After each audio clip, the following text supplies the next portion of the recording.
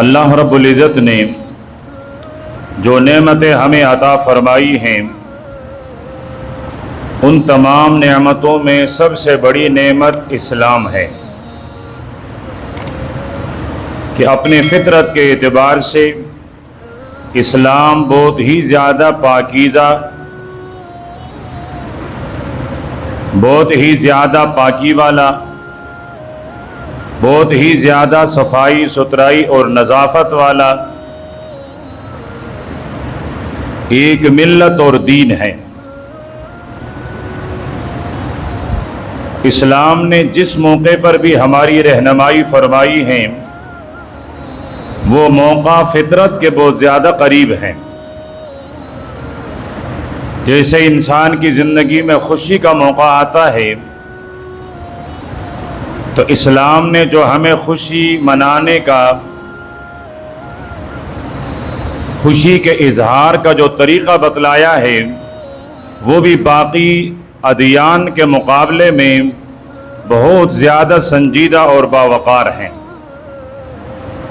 ورنہ خوشی تو ہر مذہب والے مناتے ہیں، لیکن جس پاکیزگی کے ساتھ، جس وقار کے ساتھ، جس سنجیدگی کے ساتھ مسلمان اپنی خوشی کا دن مناتا ہے یہ سب سے زیادہ اہمیت والا بھی ہے اور سب سے زیادہ باوقار بھی ہے۔ مسلمان کی خوشی یا تو عید الفطر میں ہوتی ہے اور یا عید الاضحیٰ میں۔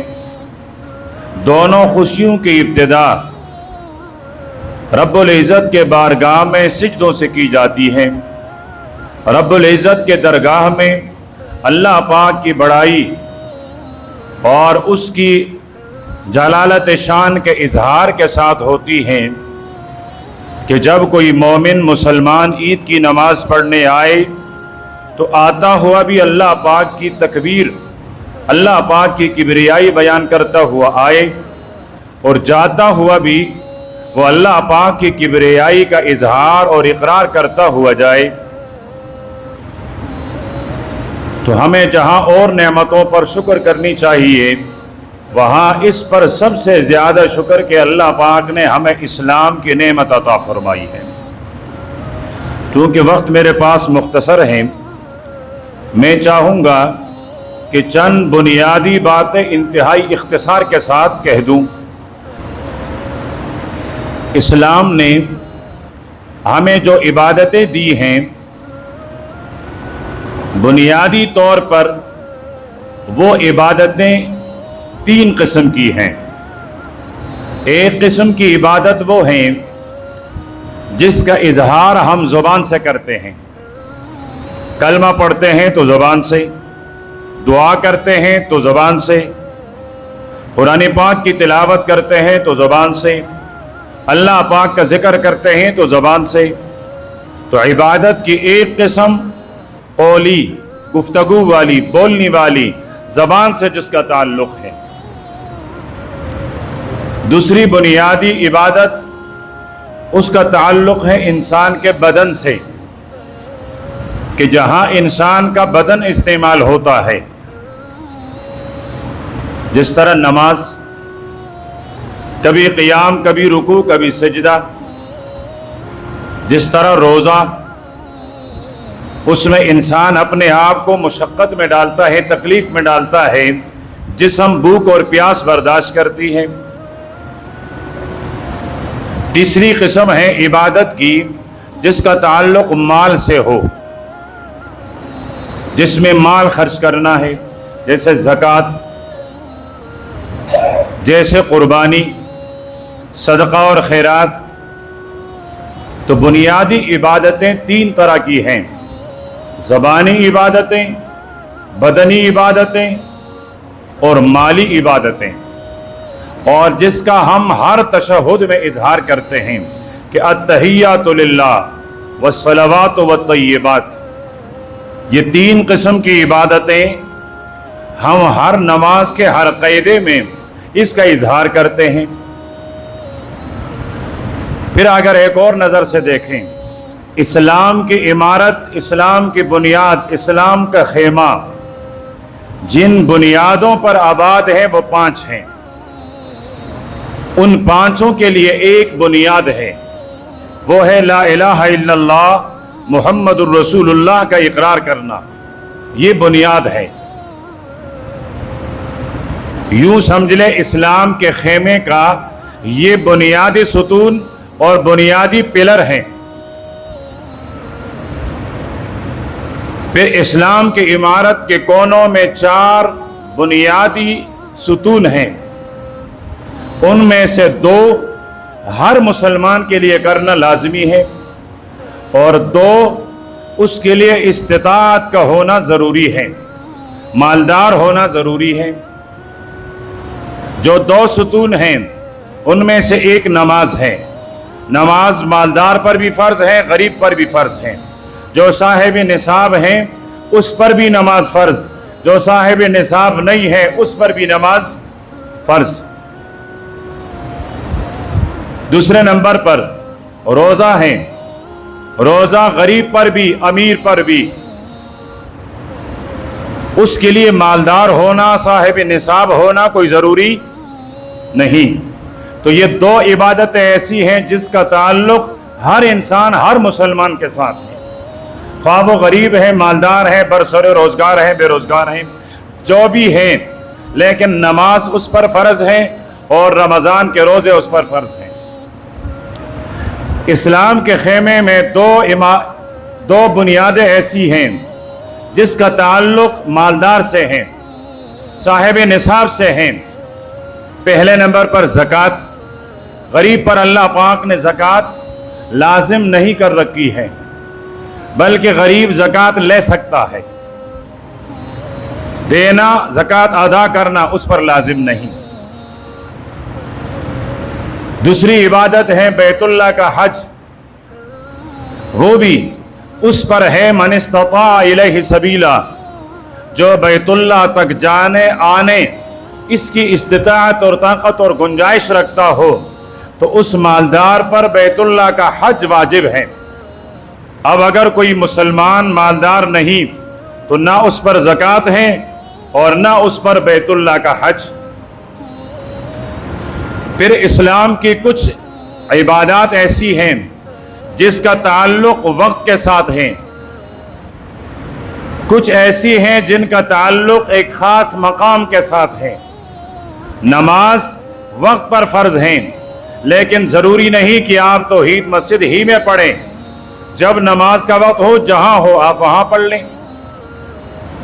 रमज़ान के रोज़े रमज़ान के महीने में फ़र्ज़ हैं, लेकिन ये ज़रूरी नहीं कि आप कराची के शहर में रखें। आप जहाँ हैं वहाँ आप रोज़े रखें। लेकिन बैतुल्लाह का हज वो इबादत है जिसको अल्लाह पाक ने वक्त भी के साथ भी मुक़य्यद किया है, मुवक्कत भी है, और उसके साथ साथ किसी मकाम के साथ वो ख़ास भी है। अब हम यहाँ 3 पिलर बनाकर आज शैतानों को मारना शुरू कर लें तो ये रमी जमरात नहीं होगा। हम यहाँ अरफा के दिन किसी बड़ी पहाड़ी पर चढ़ें और हम कहें कि जी हमने भी तो वक़ूफ़ अरफात कर ली।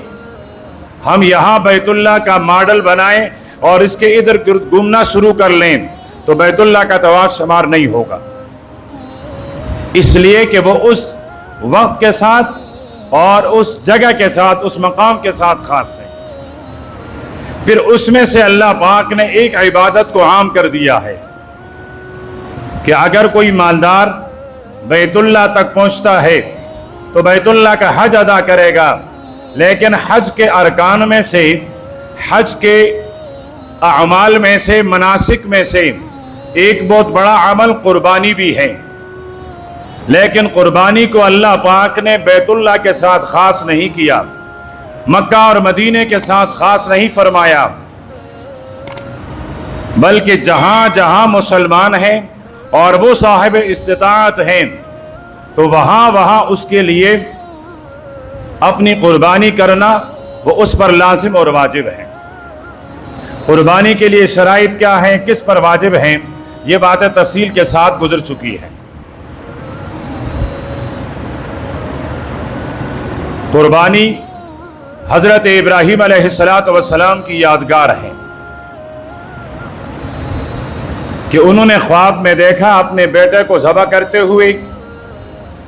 صبح ہوئی تو بیٹے سے فرمانے لگے, بیٹے میں نے یہ خواب دیکھا ہے اور خواب میں تجھے ذبح کر رہا ہوں. بیٹا بھی حضرت ہاجر کی گود میں تربیت پانے والا, اس نے یہ نہیں کہا بابا رات کو آپ کا معدہ خراب تھا اس لیے آپ نے یہ خواب دیکھا, آپ جلدی نہیں سوئے تھے, آپ کی نیند کچھی تھی اس لیے آپ نے یہ خواب دیکھی. یہ نہیں کہا کہ بابا آج تک دنیا میں کسی نے اولاد کو ذبح اور قربان نہیں کیا, یہ تو انوکھی رسم بنے گی. یہ نہیں کہا کہ بابا میں بڑھاپے کی اولاد, میں آپ کی اکلوتی اولاد, مجھے ذبح کرو گی, مجھے ذبح کرنے کے بعد تو آپ کا کوئی بچہ نہیں ہوگا, کس کو دیکھو گے؟ میری جگہ 10 20 100 اونٹ ذبح کر لو, اتنے جانوروں کی قربانی دے دو.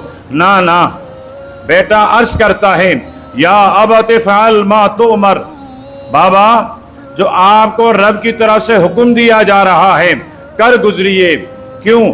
اس لیے کہ قربانی ہمیشہ دی جاتی ہے سب سے زیادہ محبوب چیز کی, سب سے زیادہ پسندیدہ چیز کی. جو پسندیدہ نہ ہو وہ تو ہر ایک کو دی جا سکتی ہے, لیکن جو پسندیدہ ہو وہ کسی کو دی جاتی ہے. تو حضرت اسماعیل عرض کرنے لگے بابا مجھے اپنی قسمت پہ ناز ہے کہ رب کائنات نے بڑی کائنات میں تجھ باپ کو پسند کیا اس امتحان کے لیے کہ بیٹے کو ذبح کریں, اور مجھ بیٹے کا انتخاب کیا ذبح ہونے کے لیے. افعل ما تؤمر, جو آپ کو حکم دیا جا رہا ہے کر گزریے, اس میں دیر مت کیجیے. حضرت ابراہیم نے بیٹے کو لٹھایا, فلما طلہ للجبین, پیشانی کے بل اپنے بیٹے کو لٹھایا.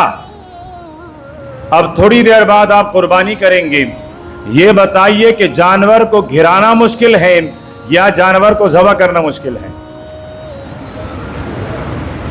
گرانا مشکل ہے نا, گرانے کے لیے کئی لوگ چاہیے, ذبح کرنے کے لیے ایک آدمی بھی کافی ہوتا ہے. اب اللہ پاک نے اس مشکل کام کا ذکر فرمایا جو مشکل ہے کہ ابراہیم نے اپنے بیٹے کو لٹھایا. یہ لٹھانا, یہ گرانا, یہی تو مشکل تھا. تو حضرت ابراہیم نے اپنے بیٹے کو جبین کے بل لٹھایا. ادھر ہاتھ میں چھری, اب چلانے والے ہی تھے کہ حضرت جبریل فضا میں سے اترتے ہوئے کہنے لگے اللہ اکبر اللہ اکبر. اوپر نگاہ اٹھا کر دیکھی حضرت ابراہیم نے تو حضرت جبریل کے ہاتھوں میں جنت کا دمبا ہے, اور اللہ پاک کی طرف سے صدا آ رہی ہے قد صدقت الرؤیا یا ابراہیم. ابراہیم آپ نے اپنی خواب سچا کر دکھایا. جو خواب آپ نے دیکھا اس خواب کو آپ نے پورا کر لیا. حضرت ابراہیم عرض کرنے لگتے ہیں لا الہ الا اللہ واللہ اکبر, لا الہ الا اللہ واللہ اکبر. دیکھا دمبا ذبح ہے, حضرت اسماعیل علیہ السلام بچے ہوئے ہیں, تو فرمایا اللہ اکبر وللہ الحمد. ابتدا کے الفاظ حضرت جبریل کے, درمیان کے الفاظ حضرت ابراہیم خلیل اللہ کے, اور آخر کے الفاظ حضرت اسماعیل ذبیح اللہ کے. اور یہی تکبیرات اسلام کی شان ہے, یہ اسلام کی عزت ہے. اس لیے فرمایا کہ ان 5 دنوں میں 23 نمازوں کے بعد مرد مرد مرد بلند آواز سے کہیں اور عورت آہستہ آواز سے. پہلے تو یہ ہے کہ ہمیں یہ تکبیر یاد نہیں, اور اگر یاد ہو तो याद होने के बाद फिर पढ़ने की हिम्मत नहीं होती, बस चुपके से पढ़ लेते हैं, तो वाजिब अदा नहीं हुआ। वाजिब अदा करना है तो दरमियाने आवाज में ऊंचे आवाज से पढ़नी है, और औरत वो आहिस्ता आवाज से पढ़े। फिर हमारे यहाँ ये गलतफहमी भी है कि जी जो कुर्बानी करेगा वो तकबीर पढ़ेगा, जो कुर्बानी नहीं करेगा उस पर तकबीर पढ़ना भी नहीं है। मैं बार बार अर्ज कर रहा हूं कि हर मुसलमान, मैं साहिब निसाब नहीं, मालदार नहीं, कुर्बानी वाला नहीं, इसलिए कि यह हर एक पर वाजिब है। इसलिए कुर्बानी का होना न होना, मालदार होना गरीब होना, ये कोई जरूरी और लाजमी नहीं है। तो हजरत इब्राहीम अलैहिस्सलाम ने दुम्बे को ज़बह किया। हजरत इस्माइल को अल्लाह पाक ने निजात अता फरमाई। तो आवाज आई, इब्राहीम इन्ना हाज़ा लहुवल बलाउल मुबीन। ये आजमाइश कोई आम आजमाइश नहीं थी, ये इम्तिहान कोई आम इम्तिहान नहीं था। अल्लाह पाक ने आप पर बहुत बड़ी आजमाइश की, आपको बहुत बड़े इम्तिहान में डाला कि औलाद बुढ़ापे की हो, अखलौती हो, और उसके लिए हुक्म हो कि इसके गर्दन पर छुरी चलाकर उसे ज़बह किया जाए, तो ये बहुत बड़ी आजमाइश होती है। अल्लाह पाक फरमाते हैं, इब्राहीम ये आजमाइश कोई आम आजमाइश नहीं थी, ये कोई आम इम्तिहान नहीं था। लहुवल बलाउल मुबीन, ये आजमाइश बड़ी वाज़ेह थी, बड़ी मुश्किल थी कि अल्लाह पाक ने बेटा अता किया जब आपकी दाढ़ी सफ़ेद हो गई, बुढ़ापे में दाखिल हुए, औलाद भी फिलहाल इस वक्त एक, और उस पर भी अल्लाह पाक फरमाते हैं ज़बह कर लें, और बच्चा भी 2-4 दिन महीने का नहीं, बल्कि फरमाया फलम्मा बलगा माहु साया, जब वो बाप का हाथ बढ़ाने लगा, जब वो बाप का सहारा बनने लगा, जब बाप के साथ कुछ काम काज करने लगा, तो इस मौके पर बेटे की मोहब्बत दिल में भी बस जाती है और बेटा ज़रूरत भी बन जाता है। अब जो महबूब भी हैं और जो ज़रूरत भी हैं, उसकी कुर्बानी देना ये यकीनन बहुत बड़ी आजमाइश है। तो हज़रत इब्राहीम अलैहिस्सलाम ने ये इस आजमाइश से ये गुजरे। अल्लाह के प्यारे पैगंबर ने मदीने के ज़िंदगी में हर साल कुर्बानी फरमाई। सहाबा किराम ने पूछा ये कुर्बानी क्या है? अल्लाह के प्यारे पैगंबर ने इरशाद फरमाया, तुम्हारे बाबा हज़रत इब्राहीम का तरीक़ा है। अब हज़रत इब्राहीम ने तो जानवर की कुर्बानी नहीं दी थी। अल्लाह के नबी फरमाते हैं ये जानवरों की कुर्बानी तुम्हारे बाबा तुम्हारे दादा हज़रत इब्राहीम का तरीक़ा है। तो हज़रत इब्राहीम ने कुर्बानी में जानवर दिया था कि बेटा दिया था, लेकिन इस इखलास के साथ दिया कि अल्लाह पाक ने जान को जानवर से तब्दील कर लिया। अल्लाह पाक ने जान को जानवर से तब्दील किया। देना तो था बेटे की जान, लेकिन अल्लाह पाक ने उसके मुकाबले में जानवर अता कर लिए। अब हमारे लिए ये सबक है कि अगर हम कुर्बानी इखलास के साथ करेंगे, जिस तरह अल्लाह पाक ने हज़रत इब्राहीम को बेटे की कुर्बानी का अजर और सवाब अता किया, हमें भी अपनी कुर्बानी का पूरा अजर मिलेगा।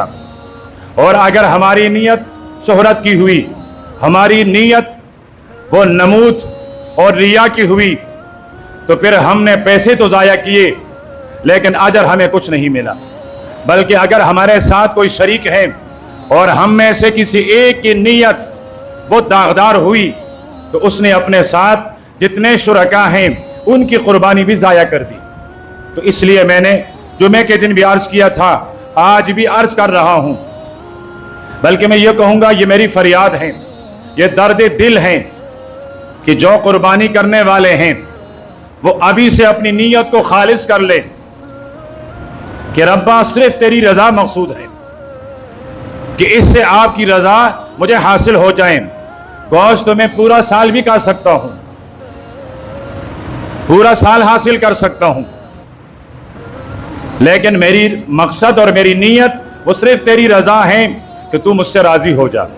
अल्लाह के प्यारे पैगंबर ने अपनी जानवरों को कुर्बान करते हुए ये कलिमात अदा फरमाई कि इन्नी वज्जहतु वजही लिल्लज़ी फतरा अस्समावाति वल अर्ज़ हनीफा वमा अना मिनल मुशरिकीन कुल इन्न सलाती व नुसुकी व महयाया व ममाती लिल्लाहि रब्बिल आलमीन। फिर फरमाया, ए अल्लाह ये कुर्बानी खालिस तेरी रजा के लिए है, इसको ऐसा कबूल कर लें जिस तरह आपने बाबा इब्राहिम की तरफ से कबूल किया था। अल्लाहुम्मा तक़ब्बलहु मिन्नी, अल्लाह ये कुर्बानी मुझ मोहम्मदुर रसूलुल्लाह की तरफ से ऐसी कुर्बानी ऐसी कबूल कीजिए कमा तक़ब्बलत मिन खलीलिक, जिस तरह आपने अपने खलील हजरत इब्राहिम से कबूल फरमाई थी। तो जब अल्लाह का नबी कुर्बानी ज़बह करते हुए भी ये दुआ करते हैं कि अल्लाह मेरी कुर्बानी को बाबा इब्राहिम की तरह कबूल करें, तो हम भी ये दुआ करें। और एक मौके पर अल्लाह के नबी ने फरमाया था, ए अल्लाह मेरी तरफ से भी कबूल कीजिए, मेरी उम्मत की तरफ से भी कबूल कीजिए। ये वो पैगंबर है जिसके सुन्नत आज मेरे और आपके घर में अजनबी बन चुके हैं, जिसका तरीका जिसका दीन आज मेरे और आपके लिए अजनबी बन चुका है, नाशना बन चुका है। आज मेरे और आपको रस्म पर चलना आसान है, दीन बेजार होकर बेदीनी पर चलना आसान है, लेकिन उस पैगंबर के दीन पर चलना मुश्किल हो गया है जिसने मक्का के वादी में मदीने के वादी में जब भी कुर्बानी की तो कुर्बानी में मुझे और आपको याद रखा। वफा का तकाजा ये है, हम आहद कर लें कि आज के बाद अपने पैगंबर को याद रखेंगे, उसकी दीन और सुन्नत को याद रखेंगे। सारी दुनिया पीठ पीछे मोहम्मद अरबी का दीन सामने होगा। कुर्बानी हमें क्या सिखाती है? आखिरी बात अर्ज करके खत्म कर लेता हूं। कुर्बानी हमें सिखाती है खैरख्वाही। कुर्बानी का फलसफा नीयत खालिस हो, अल्लाह की रजा मकसूद हो, यह कुर्बानी का फलसफा है। और अल्लाह पाक फरमाते हैं, अगर मेरा बंदा मुझे राजी करना चाहे तो मुझे राजी करने के लिए वो मेरे बंदों को राजी कर ले। अगर वो मेरे बंदों को राजी करेगा तो फरमाया मैं अल्लाह भी उनसे राजी हो जाऊं, और जो बंदा मेरे बंदों को नाराज करेगा फरमाया मैं अल्लाह भी उससे नाराज हो जाऊंगा। अब बंदों को राजी करना, अल्लाह पाक ने हमें खुशी का मौका दिया है। आज खुशी के मौके पर किसी बेवा को ये न लगे कि अगर मेरा सरताज आज घर पे होता तो आज मेरे घर में यूं फाके न होते। किसी यतीम बच्चे को ये एहसास न होने पाए, आज अगर मेरा वालिद जिंदा होता तो मैं भी आम पड़ोसी और मोहल्लादार बच्चों की तरह खुश और खुर्म होता, मैं भी उनकी तरह ईद मनाता। कोई गरीब मफलूकुल हाल, कोई मोहताज, उसको ये एहसास न होने पाए रब्बा आपने मुझे माल तो अता नहीं किया। जिनको माल दिया, जिनको गनी बनाया, वो तो अपनी माल पर तकब्बुर करने लगे, वो तो गुरूर करने लगे, वो तो घमंड करने लगे। कहीं किसी मोहताज को ये एहसास ना होने पाए। इस्लाम का मुआशरा हम एक दूसरे के साथ यूं बंधन का हुक्म देता है। अल्लाह के प्यारे पैगंबर ने इरशाद फरमाया, एक मुसलमान दूसरे मुसलमान के लिए कल बुनियान दीवार के ईंट की तरह होती है। हर ईंट ने बराबर वाले ईंट को सहारा दिया हुआ होता है। तो हम हर मुसलमान को सहारा देने वाले बने, धक्का देने वाले न बने, मोहब्बतें बांटने वाले बने, नफरतें फैलाने वाले न बने। ये ईद का भी पैगाम है और ये कुर्बानी का फलसफा भी है। अमीर हैं कि गरीब हैं, एक ही सफ में खड़ा होता है, एक ही रब के सामने सजदा करता है। ये हमें पैगाम देता है कि ना हमारे दरमियान कोई गरीब और अमीर का फर्क, ना किसी बड़े और छोटे का फर्क, ना किसी बड़े और छोटे खानदान का फर्क। ला इलाहा इल्लल्लाह के इकरार के बाद हम सब एक तरह के बंदे, सब एक तरह के मुसलमान और आपस में एक दूसरे के भाई हैं। अल्लाह का कुरान कहता है इन्नमल मुमिनून इख्वा, कि ईमान वाले आपस में भाई हैं। कैसे भाई हैं? शहीद करबला, शहीद करबला हजरत हुसैन रदी अल्लाह ताला अन्हुम अपने घर में नफल में मसरूफ हैं, दरवाजे पर दस्तक होती हैं, नमाज से फारिग होकर दरवाजे पर खुद चलकर आते हैं।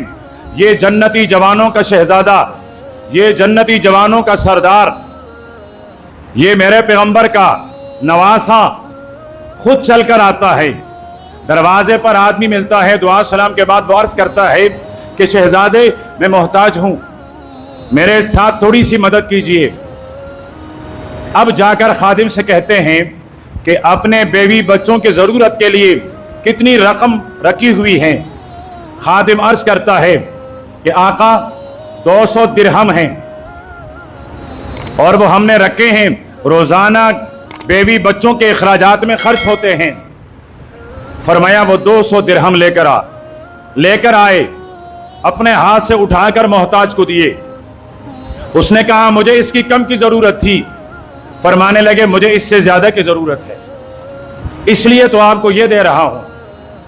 सवाली को दिया, वो चल पड़े।